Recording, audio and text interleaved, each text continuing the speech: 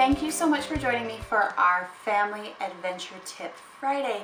This is the place where we're going to talk about all the things that you can do in your life to live more adventurously and create more awesome memories in your life. So today we're going to be talking about what you can do this year, 2019, to create a year full of adventure. So I don't know if you guys know anyone or maybe have been the person that at the end of the year, if someone says, "Oh, what did you do this last year?" You kind of are like, I don't know. And your mind kind of starts going back through things. You're like, well, I went to a lot of my kids' soccer games and took the kids to a lot of birthday parties, and well, we folded a lot of laundry this year and mowed the lawn a lot. But you can't think of anything really amazing, something that just lights your soul on fire that you did this year. So we're going to talk about what we need to do to fill our 2019 with adventure. So I want you to make sure that you have your calendar ready, and that as we go through this, that you're ready to start filling this up. Now, before we jump into this, I want you to get a few words out of your vocabulary. I want you to get rid of, "Oh, someday I'm going to," or "eventually we will," or "I wish I could do something." I want you to just get rid of those, because we're going to show you what you need to do so that you can really fulfill those dreams, so that you can live the life that you want to. Now, here are our tips so that you can make 2019 full of adventure. So the first thing that you need to do is I want you to look at your big goals that you have for the year. Maybe you are running a big race and you have to do a lot of training for that. Or you're doing a project on your house. Or you're helping your kids with a big thing that they're working on. Think of those goals, and then I want you to write that on the calendar, write your goal on the calendar, when your end date is going to be. And I also want you to fill in what the milestones are that you need to be working towards. Because if you've got a big goal, we want to make that your first priority of what happens this year. So at the end of the year, you can say, wow, I accomplished something really amazing. Next thing you want to do is just fill in on your calendar your obligations. I mean, I know this sounds really, really basic, but so many times we have a really great adventure plan and we're like, oh, shoot, I forgot that I was supposed to go to a wedding that weekend. Or this was like I had told my aunt that I was going to help with this family reunion, but we just booked flights out of town. So put those obligations on your calendar, you know, those family reunions, those weddings, those major events that you know that you have to be at. Now, here comes the fun part, and this is where you can really start dreaming and just living intentionally and living the life that you want. I want you to take some time and I want you to create a full list, a full paper of things that you want to do this year.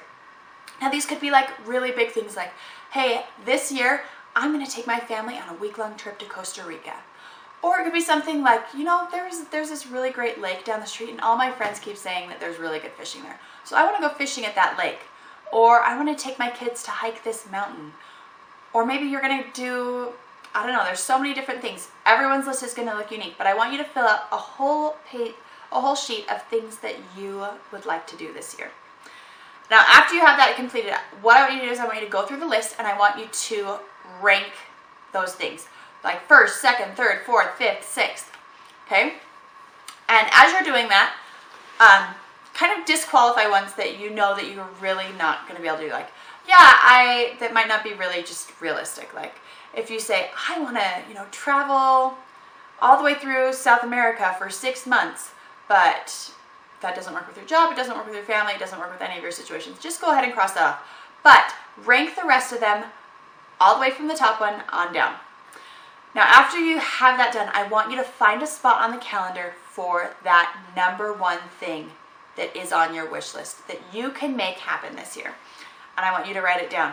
And I want you to keep going through until you get to number 12. And I want you to fill in one of the big things that you wish you could do this year on every month of your calendar. Okay?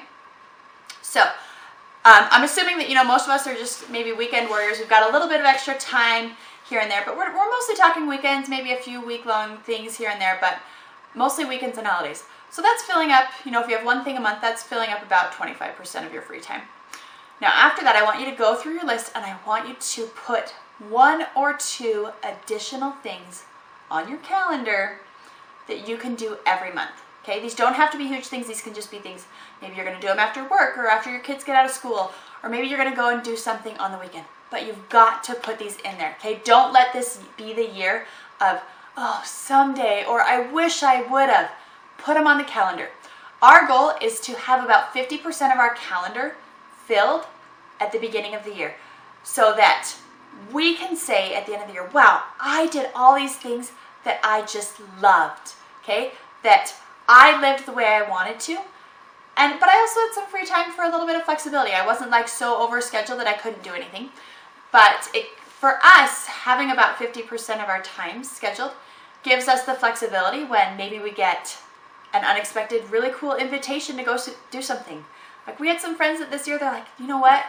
In 3 weeks, we are going down to Lake Powell and we want someone else to go with us. Can you go with us? And we were able to say yes because we had some flexibility built into our schedule. Also, it gives you a little bit of wiggle room so that when you do have those obligations, when you do have to,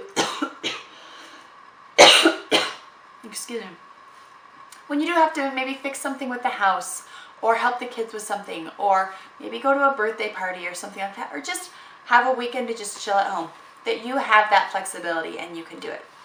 But that's a good way for you to make sure that you are living intentionally and that the way that you spend your time is dictated by you, not someone else.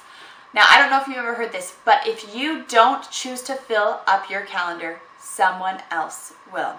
You're going to have people inviting you to things. You're going to feel like maybe, oh, well, maybe I should go to that, or I should support this, or I should support that, when really a lot of the times there are things that you just don't want to do.